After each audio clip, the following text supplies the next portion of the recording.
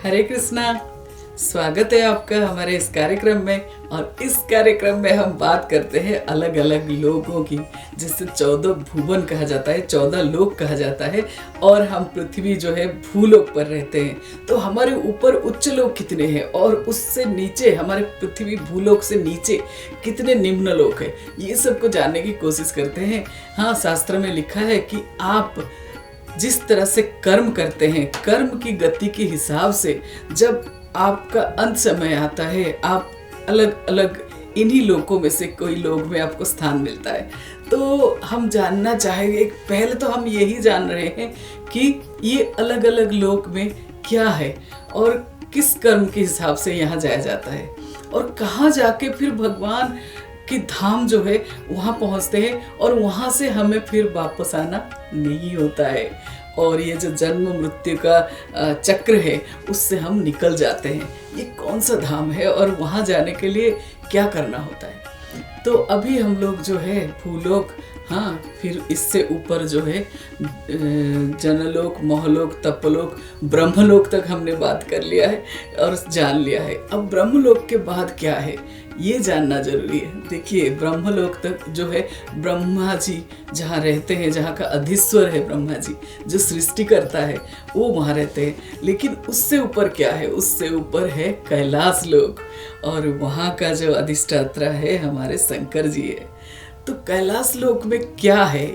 जो कैलाश लोक है वो विभिन्न जड़ी बूटियां और वनस्पतियों से भरा लोक है और वहाँ पे मंत्र और योग के कारण ये सिद्ध लोक है। और यहाँ पे जो रहते हैं वो जन्म से ही देवता होते हैं और उनमें कई तरह की सिद्धियां जन्म से ही होता है। समस्त योग शक्तियां युक्त होते हैं जन्म से। इसके अतिरिक्त यहाँ पर अन्य मनुष्य भी रहते हैं जिनको किन्नर तथा गंधर्व कहा जाता है। किन्नर तथा गंधर्व कहा जाता है और वो बहुत ही दिव्य पुरुष दिखाई देते हैं और वो अपनी स्त्रियों के साथ यहाँ रहते हैं जो कि अप्सराएं होते हैं। ये कैलाश जो है बहुत तरह की मणियाँ, हर तरह की मणि और खनिजों धातुओं से भरा हुआ यहाँ पर बहुत सारे पर्वत दिखाई देते हैं और विशालकाय पर्वत होते हैं। और यहाँ पे जो है बहुत ही दुर्लभ पौधे और वृक्षों से घिरा हुआ होता है। यहाँ पे बर्फीली चोटियाँ जो है विभिन्न तरह की दृश्यों से घिरा हुआ है। अनेक झरने और गुफाएं हैं जहाँ पर योगियाँ जो है यहाँ पर योग सिद्धि के लिए भक्ति और प्रार्थना करते हैं। यहाँ पे हमेशा ही कैलाश पर्वत पर मोरों के कलरव और ध्वनि और कोयल और बहुत सारे पंछियों की जो कलरव है, चहकने की आवाज है, वो सुनाई देता है जो कि बहुत ही मनोहर होता है। जब हाथियों के झुंड कैलाश पर्वत की साथ साथ किनारे पे गुजरते हैं तो लगता है पर्वत ही चल रहा है। झरनों की जो प्रतिध्वनि है वो जब सुनाई देता है लगता है कि कैलाश ही अब गुनगुना रहा है, सुर से सुर मिला है। पूरा कैलाश पर्वत जो है वृक्षों से सुशोभित है और उन वृक्षों में कुछ नायाब वृक्ष, कुछ बहुत ही दुर्लभ वृक्ष जो है उनका नाम बताना चाहूँगी मैं। वो है मंदार, पारिजात, सरल, तमाल, ताल, कबीदार, आसन, कदम, धूली कदम, नाग, पुनाग, पाटल, अशोक। सुगंधित और सुंदर पुष्पों से हमेशा ही कैलाश पर्वत जो है सुशोभित रहता है।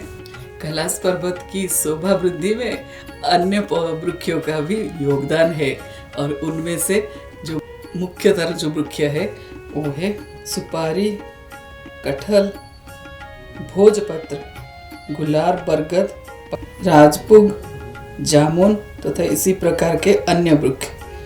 वहाँ आम, पीपल, मधुक तथा चूर यानी कि इगद के वृक्ष है। कई प्रकार के कमल पुष्प है तथा मुकुंद, उत्पल और बहुत सारे अलंकृत उद्यान है और छोटी छोटी झील है और झीलों के अंदर पक्षियां जो है भरे पड़े रहते हैं। जो अत्यंत मीठे स्वर में चहकते रहते हैं। साथ ही कई प्रकार के अन्य पशु भी वहाँ पे दिखाई देते हैं, जो है मृग, कपी, सुअर, सिंह, रीछ, सही, नीलगाय, जंगली गाय, लघु मृग, भैंस इत्यादि, जो अपने जीवन का पूरा आनंद उठाते हैं। वहाँ पर विभिन्न प्रजातियों के मृग दिखाई देते हैं। कर्णात्र, एकपद, आश्चर्य, ब्रुक तथा कस्तूरी मृग। इन मृगों के अतिरिक्त विविध केले के वृक्ष हैं, जो छोटी छोटी झीलों के तटों पर सुशोभित करते हैं। वहाँ अलकनंदा नामक एक छोटी सी झील है, और जहाँ लिखा गया है शास्त्रों में कि पार्वती जी वहाँ पर स्नान करती है। ये झील विशेष रूप से शुभ है। वास्तव में ये गंगा जल ही है। कैलाश पर्वत की शोभा देखकर सभी देवताएं जो है वहाँ की ऐश्वर्य से अत्यधिक प्रसन्न होते हैं, प्रभावित होते हैं और विस्मित भी होते हैं। अति सुंदर वन जो है वृक्ष और कल्प वृक्ष से आच्छादित होते हैं। वहाँ एक बट वृक्ष है 800 मील ऊंचा, और उसकी शाखाएं 600 मील है। उसकी छाया में सतत शीतलता है, परंतु पक्षियों का घोंसले वहाँ नहीं बने हैं। इस प्रकार ध्यान लगाने के लिए वो स्थान जो है उपयुक्त है। शिव जी जो उसी बट वृक्ष के नीचे आसीन होकर श्री भगवान का ध्यान करते हैं, जाप करते हैं। वो कुश की आसन पर वहाँ विराजमान होते हैं और कैलाश की हर एक प्राणी को जीवन का प्रकृत ज्ञान देते हैं, परम सत्य का अवगत कराते हैं। शिव जी जो इंद्रिय, ज्ञान, सकाम, कर्मों तथा सिद्धि मार्ग के स्वामी कहलाते हैं। वो सभी के प्रति प्रेम रखने वाले अत्यंत कल्याणकारी है। वो मृगचर्म के ऊपर विराजमान होकर तपस्या में लीन रहते हैं। शरीर में राख लगाने के कारण संध्याकालीन मेघ जैसे उनका शरीर प्रतीत होता है। उनकी जटाओं में अर्धचंद्र विद्यमान होते हैं। अपनी दाएं जगह पर बाएं पैर और बाएं जगह पर दाएं पैर रख के बैठते हैं, और इसे वीर आसन कहलाता है। उनकी दाएं हाथ में रुद्राक्ष की माला होती है। शिव को योगेश्वर और श्री कृष्ण को योगेश्वर कहा जाता है, जिसका अर्थ है योग अभ्यास में कोई भी शिव को पछाड़ नहीं सकता। शिव सदैव ब्रह्मानंद पर स्थिर होते हैं। इनका अर्थ है कि सदैव भगवान पर ध्यान लगाते हैं, और ये शिव सदाशिव होते हैं। आध्यात्मिक जगत में शिव है, और जो कि सदाशिव है और श्री भगवान विष्णु से अभिन्न है। श्री भगवान विष्णु से शिव जो है सदाशिव बनने। आध्यात्मिक जगत में जो शिव है वो सदाशिव है, और श्री भगवान विष्णु से अभिन्न है। वो शाश्वत और सनातन है। उनमें और भगवान विष्णु में अंतर करना अपराध है। हरि हर एक है। शिव और विष्णु का तादात्म्य को समझना चाहिए। तादात्म्य ये है कि जैसे दूध दही बन जाता है, दूध का सारा लक्षण दही के अंदर होता है, लेकिन वो वापस दूध नहीं बन सकता।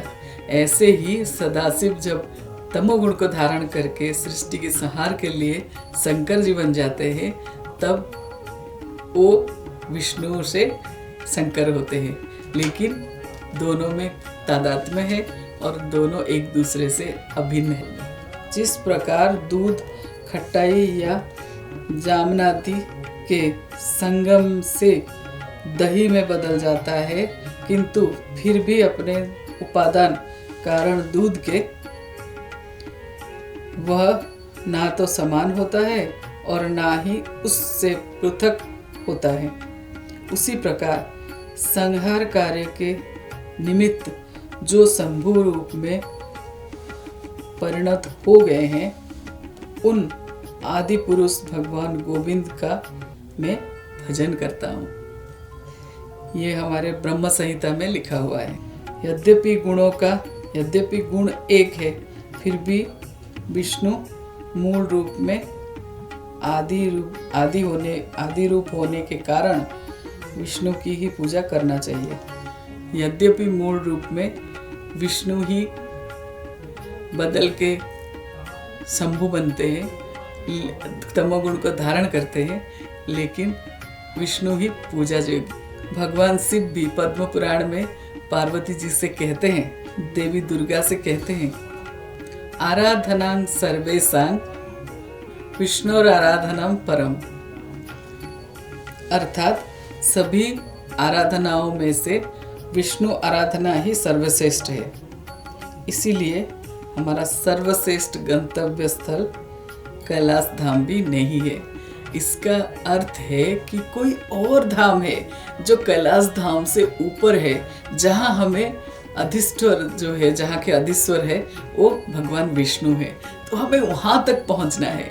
तो अगली बार बात करेंगे हम कि कैलाश धाम से ऊपर और कौन सा धाम है और वहाँ तक कैसे पहुँचा जाए।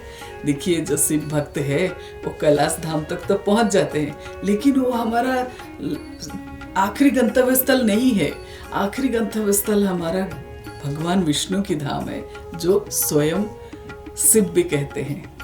तो आज के लिए इतना ही, और आप सबका दिन शुभ हो और मंगलमय हो। और एक और एपिसोड लेके आएंगे हम, जिसमें हम बताएंगे कि कैलाश धाम से ऊपर कौन सा धाम होता है। हरे कृष्णा।